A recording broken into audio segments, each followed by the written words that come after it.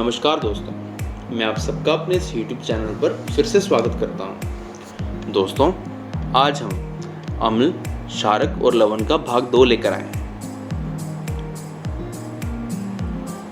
तो आइए हम जानते हैं उदासीनीकरण क्या होता है। जब अम्ल व क्षार को मिलाया जाता है तो लवण व जल बनते हैं। इस प्रक्रम को उदासीनीकरण कहते हैं।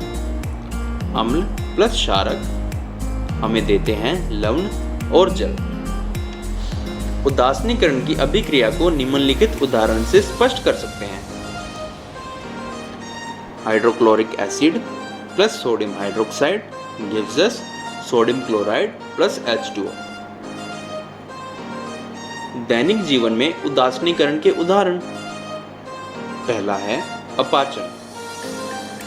हमारे आमाशय में हाइड्रोक्लोरिक अम्ल स्रावित होता है। कभी कभी आवश्यकता से अधिक अम्ल स्रावित होने पर हम अति अम्लता से पीड़ित हो जाते हैं। अम्लता को उदासीन करने के लिए प्रति अम्ल की गोली ली जाती है, जो आमाशय में उपस्थित अम्ल को उदासीन कर देती है। दूसरा एग्जाम्पल है चींटी। जब चींटी हमें काटती है तो हमारी त्वचा में फोमिक एसिड चला जाता है। फोमिक एसिड के असर को कम करने के लिए त्वचा पर कैलेमाइन का विलयन लगाया जाता है, अथवा हम खाने का सोडा भी यूज कर सकते हैं, क्योंकि कैलेमाइन विलयन व खाने के सोडे की प्रकृति क्षारीय होती है, जो कि फोर्मिक एसिड को उदासीन कर देता है, जिससे दर्द कम हो जाता है। नंबर 3, कारखानों का अपशिष्ट। कारखानों के अपशिष्ट को जलाशयों में बहाने से पहले उसे उदासीन किया जाता है, क्योंकि इन अपशिष्ट पदार्थों में अम्लीय या क्षारीय पदार्थ मिले होते हैं, जो कि जलीय जीवों को नुकसान पहुंचा सकते हैं। नंबर 4, मृदा उपचार। रासायनिक उर्वरकों को अत्यधिक प्रयोग से मृदा अम्लीय हो जाती है, जिससे मृदा में उपज अच्छी नहीं होती। मृदा की अम्लता को खत्म करने के लिए मृदा में बिना बुझा चूना या बुझा हुआ चूना जैसे क्षारकों को मिलाया जाता है।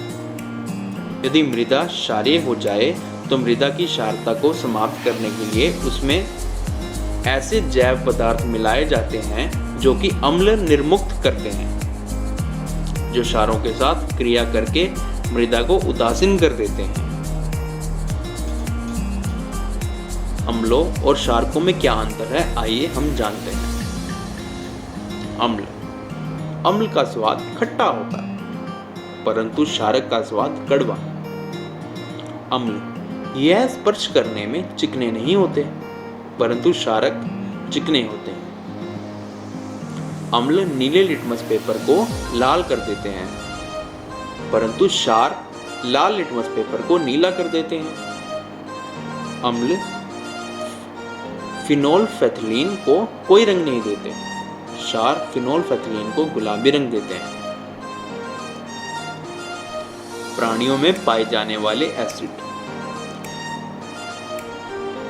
कुछ कीटों के डंक में फॉर्मिक अम्ल पाया जाता है, जो कि कीट के डंक मारने से मनुष्य के शरीर में प्रवेश कर जाता है और दर्द उत्पन्न करता है।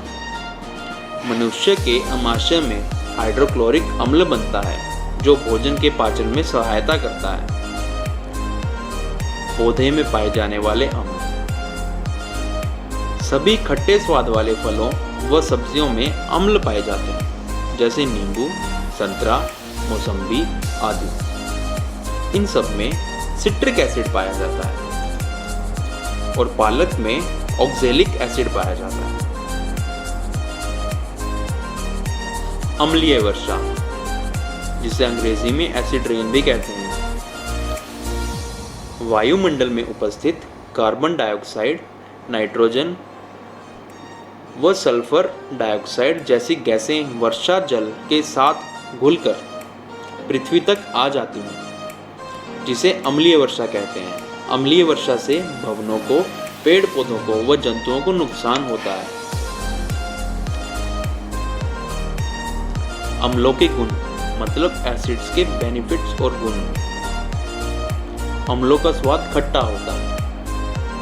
यह नीले लिटमस को लाल कर देते हैं।